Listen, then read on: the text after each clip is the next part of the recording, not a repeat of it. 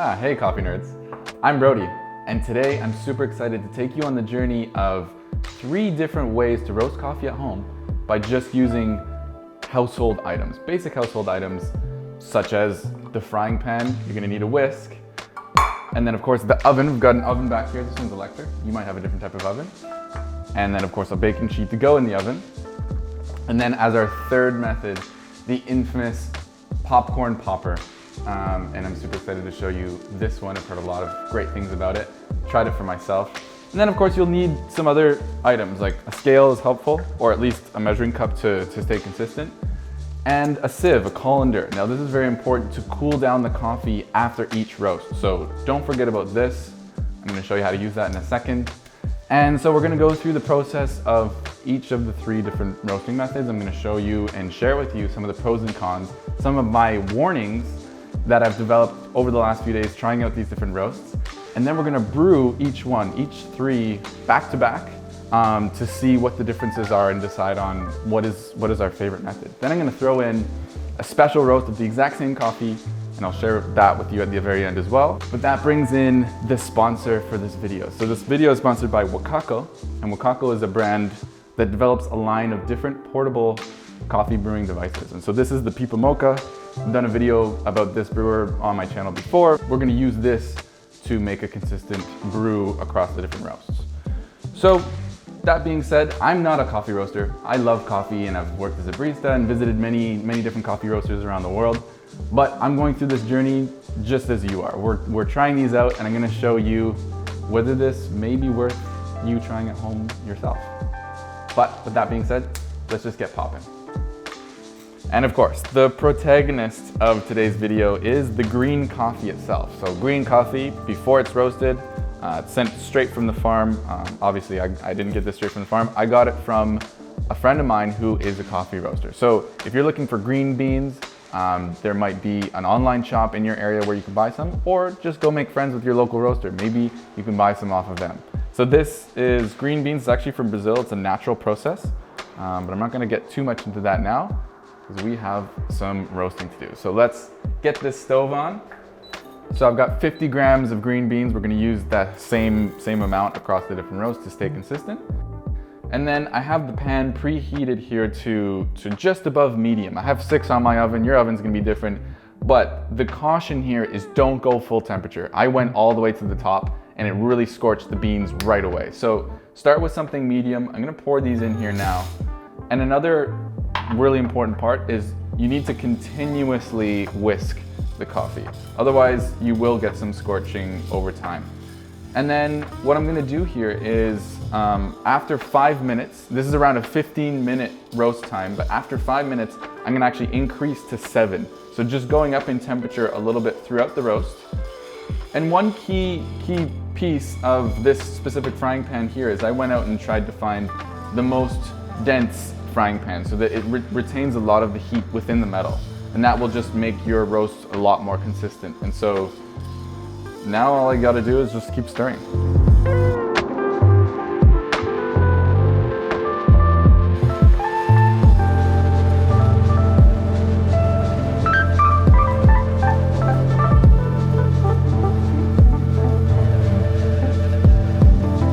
So I don't know if you can hear this here, but this is actually the first crack. You can hear a little bit of the cracking happening, and you can see the coloration. So I'm going mostly by color and by time, but there's a little bit of cracking going on.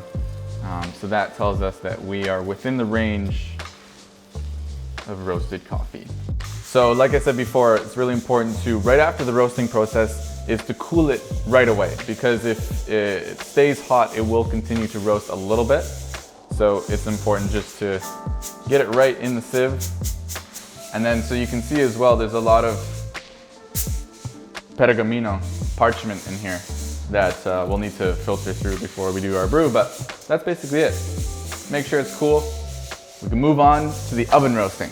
So here for our second roast of the day, I've got 50 grams again, and we've set our oven to 170 Celsius or 340 Fahrenheit. Again, when I was reading online, some people were saying just blast the temperature on the oven. I tried that, and this was the result. So This is exactly what you don't want to do. This is a very dark roasted coffee. As you can see, it's very oily and it will completely char your beans. So let's get this in here.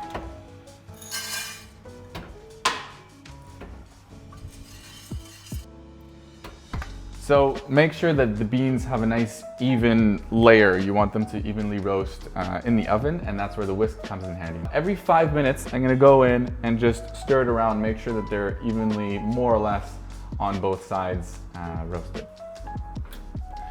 Okay, so that's now been around 12.5 minutes. Again, your oven's different than mine. Test it out with different times, different temperatures, but whew, that looks pretty good. That looks pretty even.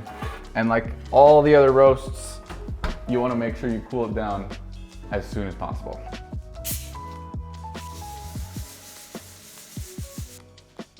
All right, and so last but certainly not least, the popcorn popper. And honestly, I think this is the #1 way to roast your own coffee at home on a budget. So I'm gonna walk you through this. This actually cost me around 23 euros, so $20 to $30, depending on your currency, depending on the model, but very affordable. And again, we've got 50 grams of coffee. I think this is a good amount, especially for this roaster. And we're just gonna walk you through, you know, what you could expect from roasting on this little machine here. So I did a little bit of retrofitting. I put a little cardboard piece here, just because I noticed that a lot of the chaff, the parchment, was flying around, and it still might fly around a little bit, but at least this saves us. And then, yeah, basically it's all air, hot air roasted. And it only took me 6.5 minutes. So again, the fastest method, the most even, but let's just get right to it. I'm gonna heat it up.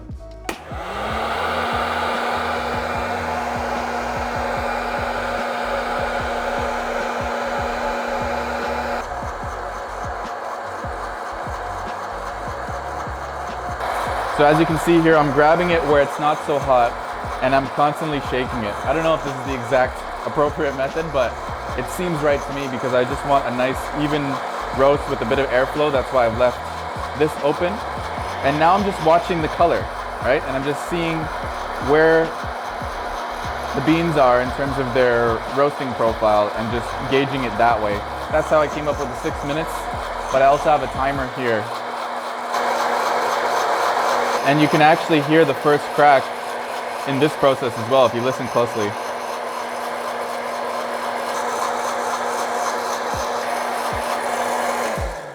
So there we are. And just like the other roasts, very important to cool it off right away. But look how even that is compared to the other ones. I love it.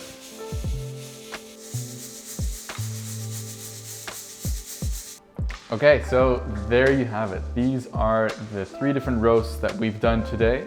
We've got the stovetop pan fry roast, the oven, and then the popcorn popper. But we're not gonna brew these ones because it's important to let coffee rest for a little bit, at least a day. You know, different coffees have different requirements. So we're gonna actually put these aside, and conveniently over the last few days, I've been doing some of these roasts. So I'm just gonna pull aside some of the coffees that I've roasted here in the same method, plus the special one, and then explain this one to you. This is roasted by the friend of mine who's a roaster who I got the green beans from. So he has a professional sample roaster at home. We're gonna use this as our sort of baseline, as our standard, because this is a professional roast. These ones are all just my handicraft at home. And as you can see from the stovetop roast, there's quite a bit of variability. Some of them is even, some of the beans even have a little bit of oiliness in parts, and they're not as consistent, but to be expected from roasting on a pan. The oven roast is similar actually. It's a little bit more even, just because, you know, it's a little bit more distribution of heat in the oven, but similar thing going on. A lot of variability. Now the popcorn popper, this one I'm really quite impressed with. It's slightly different from The sample roaster in color, that might just be, you know, a little bit more playing around with the time. I can't really control any of the heat on the popcorn roaster, but that is what it is. And yeah, I'm super excited to brew these up in the Pipa Mocha, so let's get started.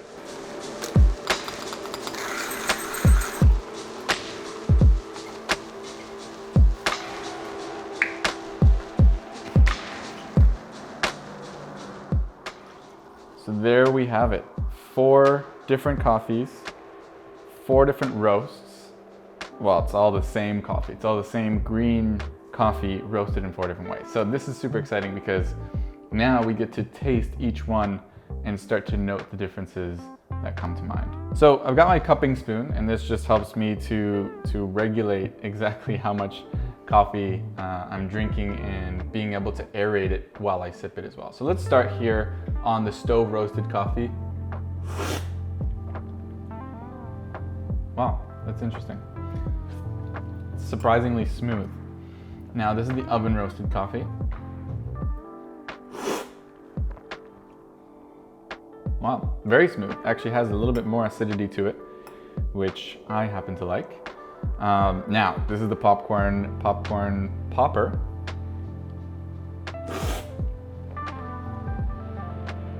A lot more complex.